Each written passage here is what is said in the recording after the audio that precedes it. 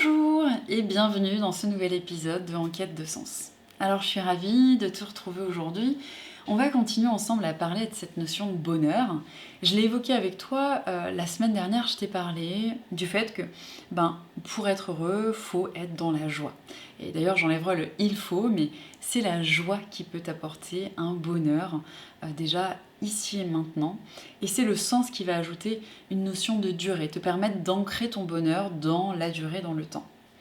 Et du coup, ce qui fait joie pour toi, je l'ai évoqué, c'est ce qui a de la valeur pour toi. Si tu nourris ce qui a de la valeur pour toi, alors tu seras davantage heureux dans la vie. Donc l'important, c'est de mettre des mots dessus, et c'est déjà la première étape que je t'ai invité à faire la semaine dernière. Où en es-tu par rapport à ça? As-tu pu déjà mettre des mots sur ce qui a de la valeur pour toi? As-tu pu reconnaître ce qui fait vraiment joie pour toi?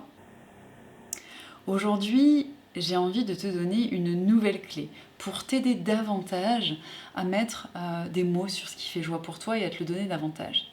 Regarde un petit peu ta vie et essaye de te plonger dans tous ces événements où tu as ressenti des plaisirs intenses, des moments heureux, des grands moments de bonheur dans ta vie.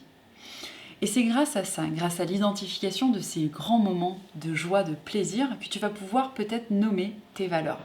Je te donne un exemple, un de mes plus grands moments de bonheur, de joie.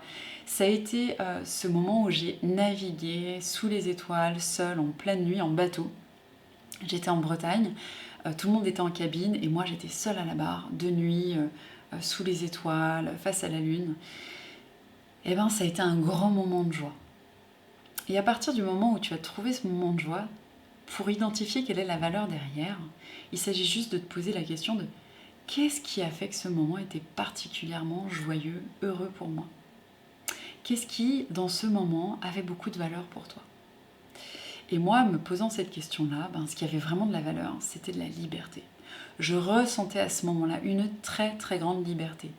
J'avais la sensation d'être seule au monde, d'être vraiment, seule, moi, avec le bateau et le monde.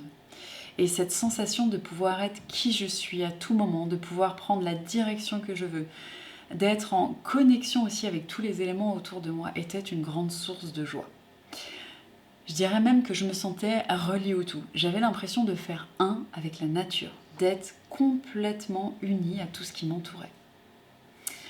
La troisième chose peut-être qui a fait joie pour moi, pourquoi ça a fait joie, c'est que je me suis sentie aimée. J'ai eu l'impression d'être en communication avec tout ce qui était autour de moi. Alors, il n'y a rien de magique là-dedans, je ne suis pas en train de te parler de l'eau qui me parlait ou des bulles d'air autour de moi qui me regardaient. J'ai juste envie de te parler de cette sensation que j'avais d'être enveloppée par quelque chose d'aimant. Comme une énergie, comme le sentiment d'être à ma place, à ma juste place dans ce monde. Et ça a mis en évidence en fait le fait que mes valeurs pour moi c'est la liberté. J'ai vraiment besoin de ça. La liberté, la nature, la mer en l'occurrence là, et l'amour sont trois choses très importantes pour moi que j'ai vécues au travers de cet événement-là. C'est un exemple qui me correspond. Moi, je t'invite à faire la même chose pour toi. C'est à regarder les événements de ta vie où tu as vécu ces grands moments de joie et à regarder ce qui se cache derrière. Qu'est-ce qui fait que tu as été heureux à ce moment-là? Qu'est-ce que c'était? C'était la liberté, c'était la famille, c'était la joie, c'était la justice, c'était la nature. Bien souvent, quand on a un profil de diplomate, on a des valeurs qui se tournent autour généralement de la nature, de l'amour, de la liberté, de la famille. Donc voilà, je ne serais pas étonnée que, à force de te poser ces questions, tu arrives à faire émerger celles-ci. Et s'il y en a d'autres, c'est super parce que nous sommes tous uniques et ce qui a de la valeur pour moi peut avoir pas de valeur pour toi et ce qui a de la valeur pour toi peut ne pas en avoir de mon côté. Donc je t'inviterai à vraiment faire ce travail en te connectant à toi et à tes souvenirs de vie pour pouvoir justement créer cet avenir de joie. Cet avenir de joie, oui, parce que quand tu vas avoir mis des mots sur ce qui compte pour toi, comme je te l'expliquais tout à l'heure, tu vas pouvoir mettre davantage de concret là-dessus. Te dire, alors si la liberté compte pour moi, qu'est-ce que je peux faire pour avoir plus de liberté dans mon quotidien? Et je t'inviterai là, avec cette nouvelle clé, cette deuxième clé, à regarder ton quotidien du matin jusqu'au soir et à te dire, tiens, qu'est-ce que je peux faire dès le réveil pour avoir plus de liberté? Qu'est-ce que je peux faire ensuite à midi pour avoir plus de liberté? Et dans ma matinée aussi. Et puis en début d'après-midi, qu'est-ce qui pourrait me donner plus de liberté? Et puis dans mon après-midi, dans ma soirée, dans mes activités sportives, voilà, mes activités personnelles, qu'est-ce que je peux faire concrètement pour me donner plus de liberté? Moi, je te donne un exemple, je ne mets pas de réveil le matin. Alors, je suis à l'heure au travail, mais je ne mets pas de réveil le matin. Je me réveille librement et voilà. Et comme j'ai pris ce réflexe de me coucher tôt, je me réveille plus ou moins à la même heure le matin.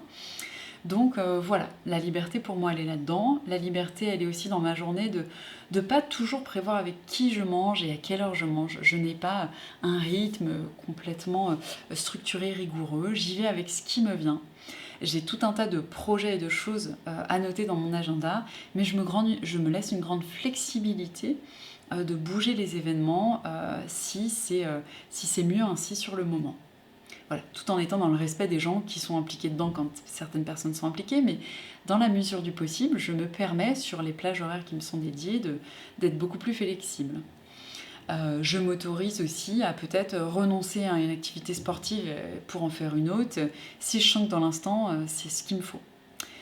Voilà, mettre de la liberté pour moi, c'est ça, c'est pas avoir non plus de temps pour manger trop fermé. Si aujourd'hui je mets 20 minutes, je vais mettre 20 minutes. Et si la fois prochaine je mets 45 ou 1 heure, ben ce sera 45 ou 1 heure. J'essaye vraiment d'éviter la routine et de me permettre d'agir en fonction du moment, de mes besoins, de ce que je ressens. Bref, je suis davantage dans la liberté quand moi je fais ça. Et toi alors? Quelles sont tes valeurs et comment peux-tu au quotidien nourrir davantage celles-ci?